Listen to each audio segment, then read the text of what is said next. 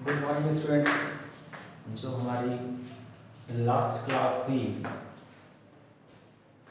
जिसमें real numbers chapter की first exercise के लिए कॉन्सेप्ट बताया गया, जिसमें Euclid division lemma, fundamental theorem of arithmetic को प्रयोग करते हुए यूज करते हुए क्वेश्चन को सोल्व करना आपको सिखाया गया। ठीक, इस वीडियो में आप देखेंगे, स्टडी करेंगे, वो रियल नंबर्स के बारे में हम स्टडी करेंगे, जैसे आपने 9th क्लास में भी स्टडी किया है। टॉपिक को शुरू करने से पहले मैं सभी व्यूअर्स को बता देना चाहता हूँ कि आप वीडियो को पूरा देखें, वीडियो को लाइक करें, अपने ग्रुप में अपने फ्रेंड्स के साथ, और जो भी मैथ्स 10th क्लास का मैथ्स, मे बी वो CBSE बोर्ड से हो, मे बी वो UP बोर्ड से हो, अगर वो इच्छुक है, डिजायरेबल है सीखने के लिए, तो आप उसके साथ हमारे वीडियो को, चैनल को शेयर करें। तो वीडियो को शेयर करें, चैनल को सब्सक्राइब करें और चैनल पर आए हुए बेल आइकन को प्रेस करें। उस बेल आइकन को प्रेस करने से जितनी भी इस चैनल पर न्यू वीडियोस आएंगी मैथ्स से रिलेटेड, वो आप उसकी जानकारी आपको तुरंत ही हो जाएगी और आप उसे देख पाएंगे। तो बात करते हैं रियल नंबर्स की। तो ये जो रियल नंबर्स होते हैं, ये रियल नंबर्स एक ऐसी फैमिली है जिसके 2 पार्ट हैं।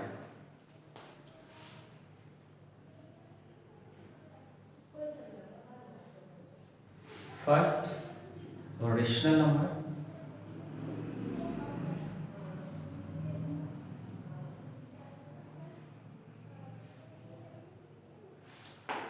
And second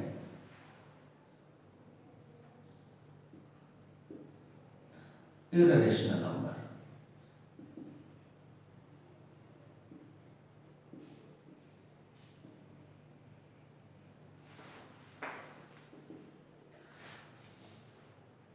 complete real number को पूरा करने के लिए रेशनल और इर्रेशनल दोनों नंबर्स का रिक्वायरमेंट होता है। जब ये दोनों नंबर्स मिल जाते हैं तो पूरा एक रियल नंबर का सेट, एक रियल नंबर का ग्रुप हमें मिल जाता है। रियल नंबर जिसे वास्तविक संख्याएं कहते हैं। तो जो वास्तविक संख्याएं हैं वो रेशनल परिमेय संख्याएं।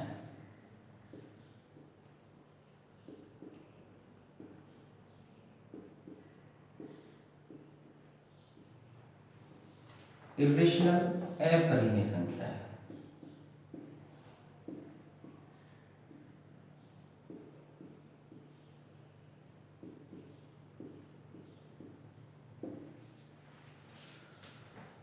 परिमेय संख्या और अपरिमेय संख्या दोनों का जो समूह होता है वो मिलकर वास्तविक संख्याएं बनाता है। तो आप डेफिनेशन दे सकते हैं, real numbers are those numbers whose contain rational और irrational numbers.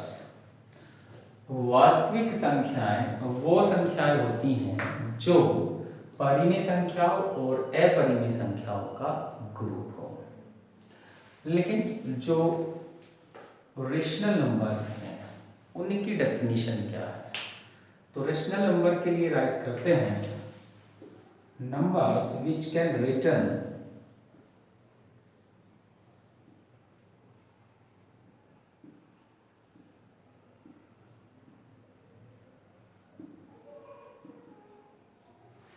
in the form of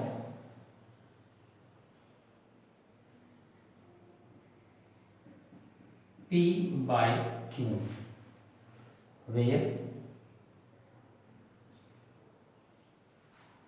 T is an integer where q does not equal to 0 and p, q both are co-prime numbers.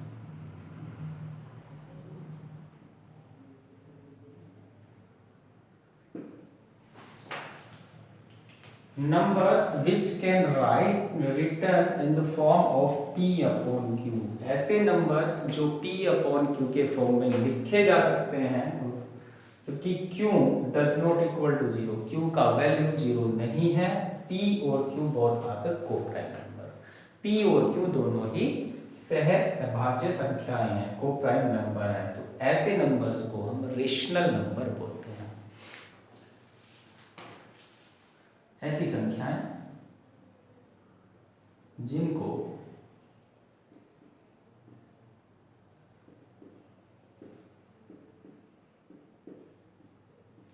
P upon Q के रूप में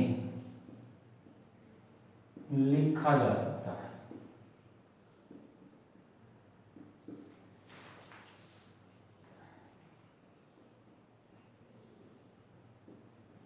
जबकि Q does not equal to 0 and और P व Q दोनों ही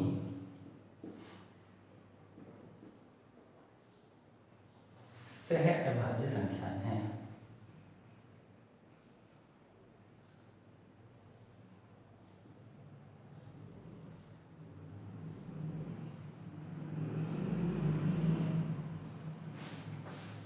इसके opposite irrational number,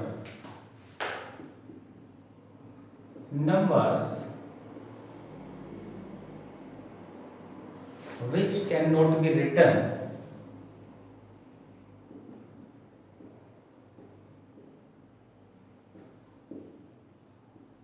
in the form of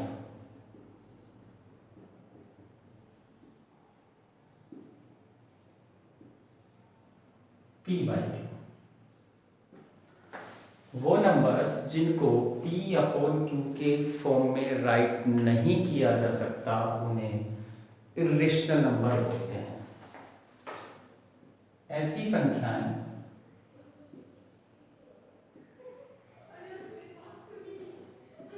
जिनको p upon q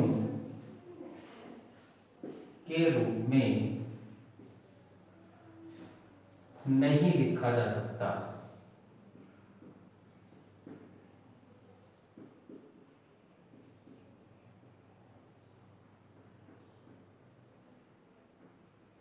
उन्हें अपरिमेय संख्या कहते हैं। तो स्टूडेंट्स, ये रियल नंबर वास्तविक संख्याएं रेशनल और इर्रेशनल दोनों नंबर्स का ग्रुप होता है। परिमेय संख्याएं और अपरिमेय संख्याओं का समूह होता है, जिसमें जो रेशनल नंबर है उसकी डेफिनेशन, परिमेय संख्या की डेफिनेशन, जो इर्रेशनल नंबर है उसकी डेफिनेशन, जो अपरिमेय संख्या है उसकी डेफिनेशन यहाँ पर राइट कर दी गई है, उसको आप लर्न कर लें और ध्यान से पढ़कर उसको समझ लें। नेक्स्ट में है decimal form of a number. किसी भी नंबर को दशमलव प्रसार के रूप में कैसे लिखते हैं?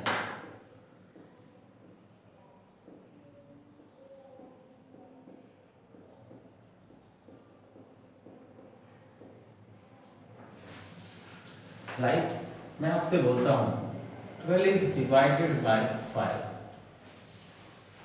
कि आप 12 को 5 से डिवाइड करें।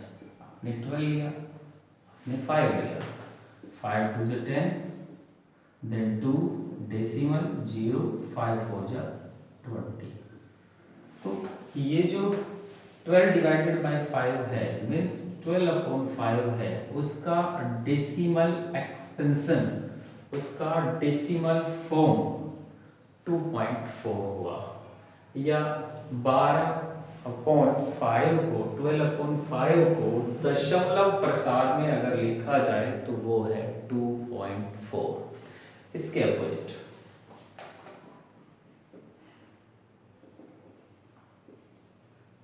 13 divided by 9, then 13 9 9 1 9, then 4.0 9 4 36, 0.9 4 36, 9 4 36, 9 4 36, 9 4 36 as it.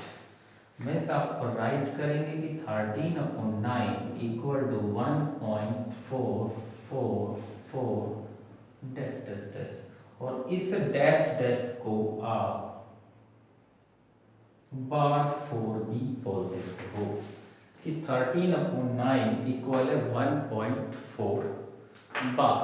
तो आपने यहाँ पर देखा कि जब हमने फर्स्ट कंडीशन में डिवाइड किया तो कोई भी ऐसी कंडीशन यहाँ पर क्रिएट नहीं हुई, कुछ भी ऐसी स्थिति नहीं बनती कि डेसिमल के बाद डिजिट्स फिर से रिपीट हो रहा हो यहाँ पर, लेकिन यहाँ हो रहा है। तो एक तो ये हो गया डेसिमल फॉर्म और एक हो गया डेसिमल फॉर्म ये, लेकिन दोनों में डिफरेंस है। जो ये वाला डेसिमल फॉर्म होता है उसे राइट करते हैं, इसको पहले हम राइट कर लेते हैं टाइप्स ऑफ डेसिमल फॉर्म। ये डेसिमल एक्सपेंशन में इसको बोला जाता है। दशमलव प्रसार के प्रकार,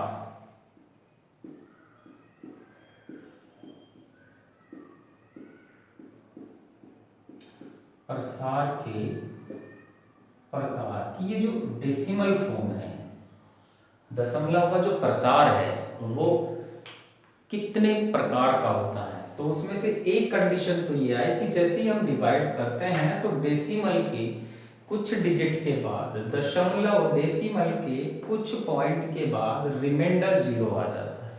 तो इसे फर्स्ट कंडीशन में रखा जाता है जो होता है टर्मिनेटिंग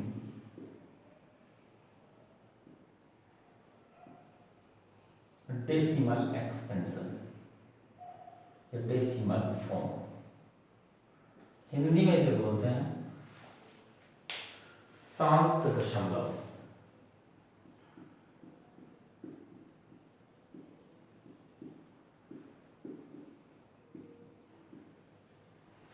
एग्जाम्पल की अगर बात करें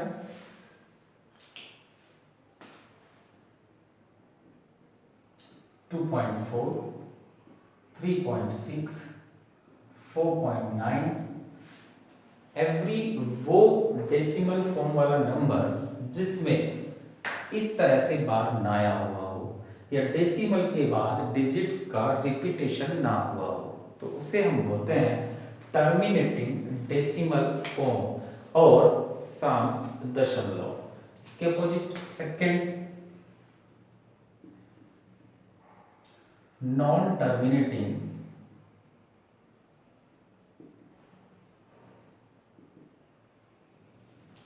and repeating decimal form।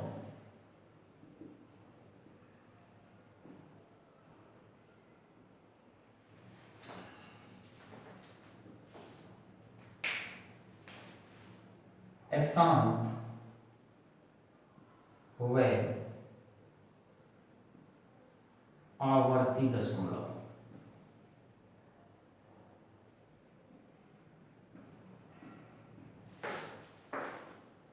प्रसार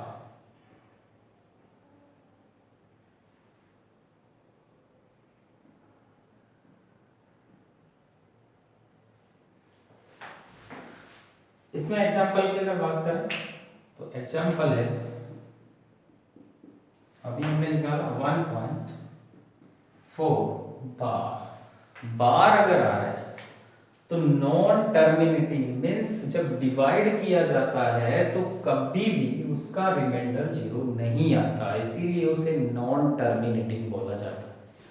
टर्मिनेटिंग मतलब जब उसे डिवाइड किया जाता है तो उसका रिमाइंडर जीरो आ जाता है आफ्टर डेसिमल, दशमलव के डेसिमल के कुछ डिजिट के बाद, पॉइंट के कुछ डिजिट के बाद।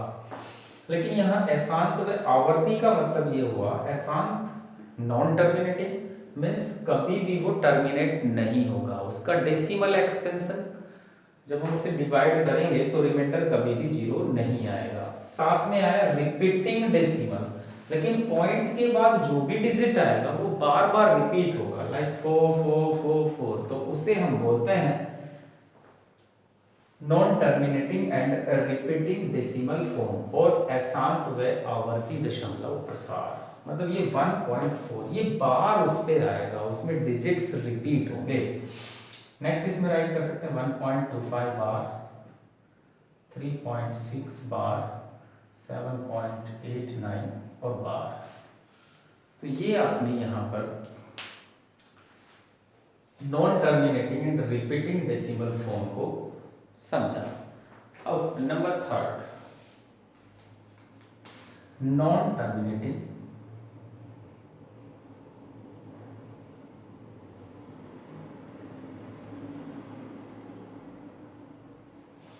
And non repeating decimal form.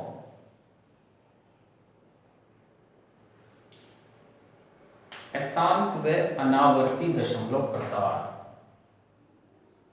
अशांत मीन्स रिमाइंडर जीरो नहीं आता है, अनावर्ती कहते हैं कि वो रिपीट भी नहीं होता। जैसे इसमें 4 रिपीट हो रहा है, इसमें 25 बार बार रिपीट होगा, इसमें 6 बार बार रिपीट होगा, इसमें 8 के बाद में 9 बार बार रिपीट होगा। लेकिन यहाँ है अशांत व अनावर्ती, नॉन टर्मिनेटिंग नॉन रिपीटिंग, तो अनावर्ती डेसिमल एक्सपेंशन डेसिमल फॉर्म दशमलव प्रसार। इसमें अगर एग्जांपल की बात करें 2.61 611 611 6 मीन्स 61 आया, लेकिन नेक्स्ट टाइम में 61 के साथ एक 1 एक्स्ट्रा आ गया, तो ये स्पेसिफिक पैटर्न हुआ। और ये जो स्पेसिफिक पैटर्न है उसे ही आप बोलते हैं non terminating non repeating decimal expansion decimal form. और इसमें किसी भी डेसिमल के बाद किसी भी डिजिट पर बार नहीं आता है।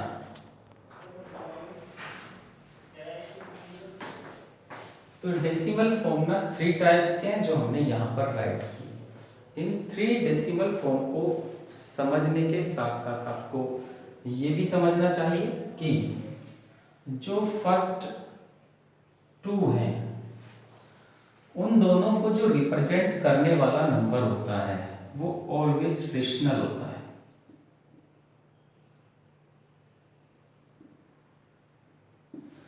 अगर कोई ऐसा नंबर आपको गिवन है 2.4 को आपने देखा कि इसका डेसिमल फॉर्म टर्मिनेटिंग है, अगर वो टर्मिनेटिंग है तो आप उसको देखते ही बता देंगे कि ये नंबर रेशनल है। 3.6 टर्मिनेटिंग उसका डेसिमल फॉर्म है, नंबर रेशनल है। 4.9 टर्मिनेटिंग उसका डेसिमल फॉर्म है, इसीलिए नंबर रेशनल है।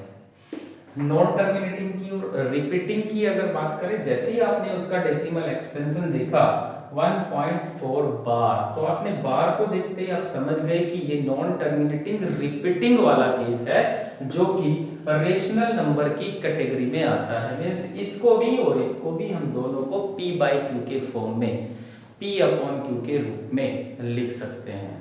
जबकि जो थर्ड कंडीशन है non terminating and non repeating, ये वाला डेसिमल एक्सपेंशन ऑलवेज एक इरेशनल नंबर को रिप्रेजेंट करता है। तो यहाँ जो नंबर रिप्रेजेंट होगा वो इर्रेशनल नंबर होगा।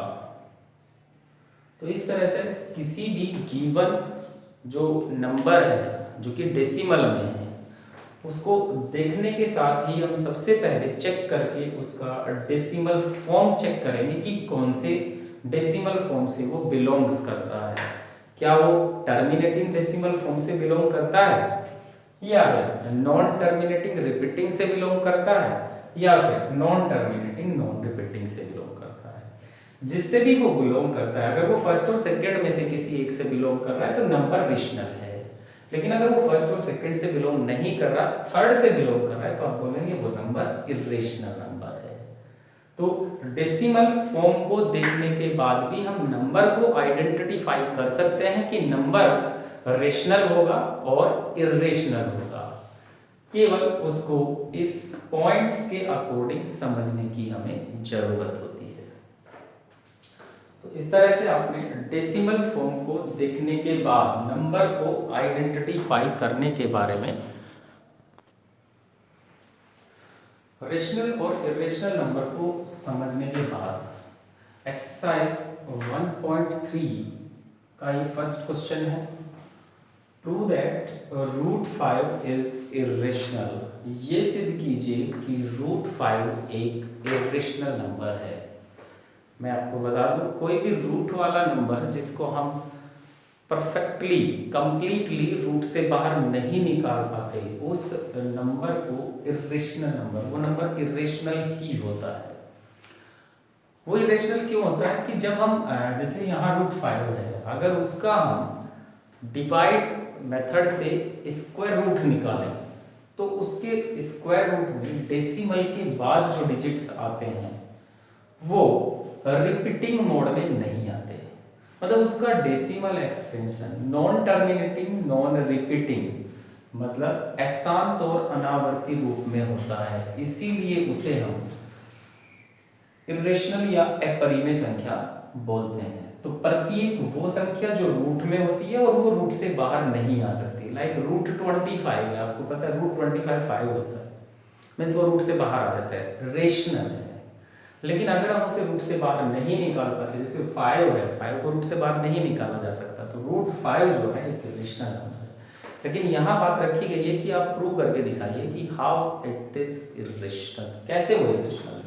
तो उसके स्टेप्स आप देखेंगे, डिस्क्राइब करूंगा मैं साथ साथ हिंदी और इंग्लिश में। आप लोग हिंदी में भी उसको बाद में राइट करें। अगर कोई प्रॉब्लम आती है तो मुझे कमेंट करके बताएं। Let √5 is a rational number. हमने ये लेट कर लिया, मान लिया कि √5 एक परिमेय संख्या है। अब ये अगर रेशनल है तो √5 को हम P/Q के फॉर्म में राइट करेंगे, वेयर जो P/Q का फॉर्म होता है P and Q both are coprime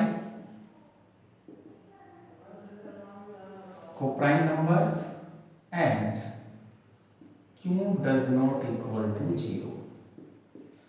अगर इसको P/Q के फॉर्म में रखा जाता है तो PQ की डेफिनेशन इस तरह से होनी चाहिए कि P और Q दोनों कोप्राइम हो और Q का वैल्यू 0 ना हो। कोप्राइम क्या होता है? P और Q दोनों ऐसे नंबर होने चाहिए जो एक को छोड़कर, 1 को छोड़कर बाकी किसी भी नेचुरल नंबर से, एक ही नेचुरल नंबर से डिवाइड ना होते। ऐसे कोप्राइम नंबर 18 और 25 का, मैंने 18 और 25 कोई भी ऐसा कॉमन नंबर नहीं है एक को छोड़कर जिससे ये दोनों डिविजिबल, दोनों डिवाइड हो जाते हैं, तो इन दोनों को हम कोप्राइम नंबर बोलते हैं। तो वही बात हम यहाँ पर कर रहे हैं कि P और Q दोनों कोप्राइम है, मतलब P और Q दोनों किसी भी नंबर से, एक को छोड़कर किसी भी नंबर से डिविजिबल नहीं होंगे। तो √5 इक्वल टू P/Q, हमने क्या किया, अपॉन 1 लिया, क्रॉस मल्टीप्लाई किया, तो P और ये आ गया √5Q। स्क्वायरिंग बोथ साइड्स, दोनों पक्षों का वर्ग करने पर, स्क्वायरिंग बोथ साइड्स। जब हम स्क्वायर करते हैं तो पी स्क्वायर आता है, √5 क्यू का स्क्वायर करते हैं तो √5 क्यू स्क्वायर आता है। ये पी स्क्वायर हो गया, और अब यू नो दैट √5 जो होता है उसका स्क्वायर 5 और क्यू स्क्वायर। अब ये जो पी स्क्वायर है उसको 5 क्यू स्क्वायर के फॉर्म में राइट किया जा सकता है। एक बात और सुनिए, आपके पास 30 है तो आप राइट करेंगे 5 × 6, मतलब अगर वो इस फॉर्म में राइट हो रहा है तो आप बोलेंगे 30 जो है ना वो 5 से डिविजिबल है, ऑल्सो 6 से भी डिविजिबल। यहाँ भी आ रहा है P square equal to 5 × Q square, means जो पी स्क्वायर है वो डिविजिबल है 5 से। So P square is divisible by 5। P square 5 से कट जाता है, भाज्य है।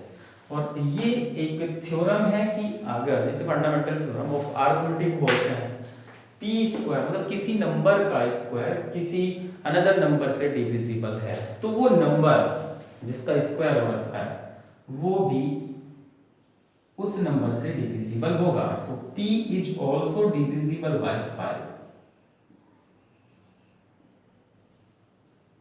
मीन्स ये जो p है वो भी ऐसा है जो 5 से डिविजिबल हो जाएगा।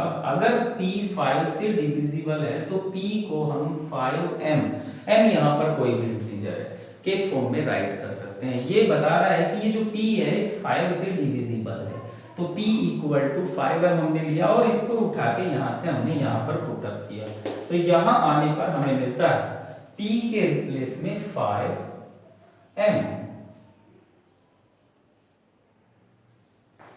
p जहां आया हुआ है वहां 5m और स्क्वायर इक्वल में यहाँ 5 Q square, 5 square 25 m square 5 Q square. ये 5 यहाँ से इसके डिवाइड में आ जाएगा, तो 25/5 m square equal to Q square. यहाँ से 5 स्क्वायर इसके डिविजिबल में आ गया।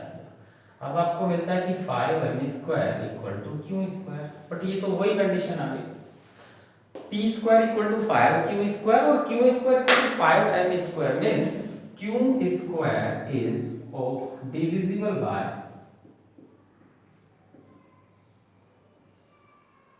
5।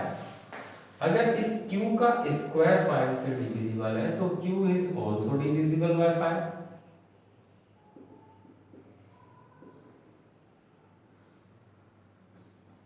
अब अगर q भी डिविजिबल है तो q इक्वल टू 5n रखा जा सकता है, बट हमें इसको अब रखने की जरूरत नहीं पड़ेगी क्योंकि हमने यहाँ पर शो किया कि q जो है वो डिविजिबल है 5 से, q जो है वो 5 से कट जाता है।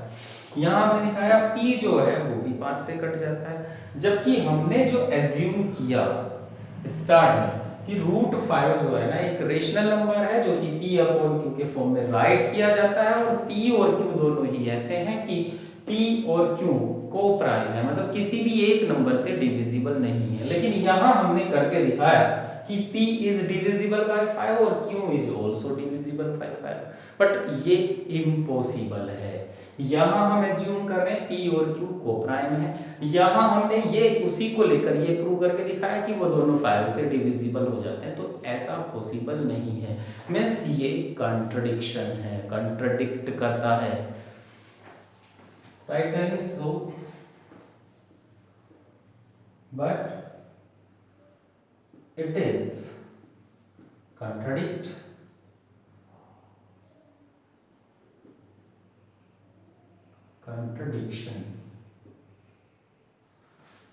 contradiction क्या है इसमें? यहां हम ले रहे हैं p और q किसी भी नंबर से नहीं कटेंगे 1 को छोड़कर, लेकिन यहाँ हम देख रहे हैं p भी 5 से डिविजिबल है, q भी 5 से डिविजिबल है, तो ऐसा कैसे पॉसिबल है? मतलब p और q दोनों 5 से डिविजिबल है, जबकि यहाँ हम कह रहे हैं कि p और q केवल 1 से डिविजिबल है।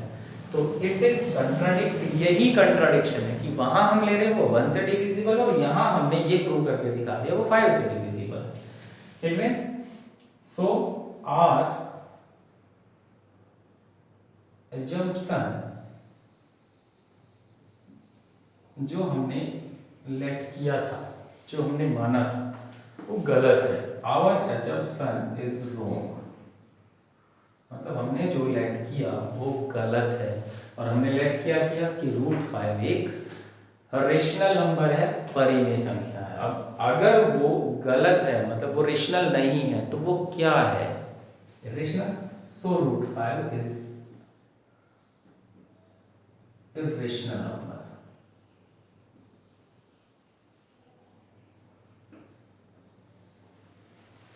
ये हमें प्रूव करना था कि √5 एक इरेशनल नंबर है, तो उसको हमने इस तरह से कंप्लीट किया।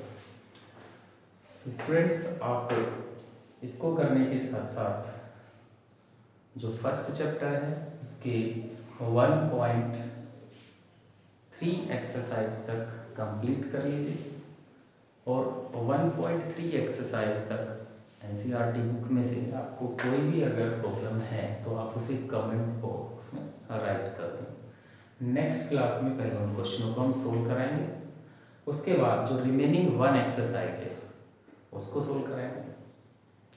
और साथ में अगर आपको वीडियो अच्छी लगे तो आप उसे लाइक और शेयर अपने फ्रेंड सर्कल में ज़रूर करें, जिससे अधिक से अधिक स्टूडेंट तक ये वीडियो पहुंच सके और उनको भी इस वीडियो से कोई बेनिफिट मिल सके। वीडियो को लाइक और शेयर करने के साथ साथ चैनल को आप सब्सक्राइब करें और उस पर दिए गए बेल आइकन को प्रेस करें। बेल आइकन को अगर आप प्रेस करेंगे तो आपको इस चैनल पर जो न्यू वीडियो रिलीज होगा उसका तुरंत नोटिफिकेशन मिल जाएगा और आप उस नई वीडियो को भी देख पाएंगे और मैथ्स को अच्छे से समझ पाएंगे।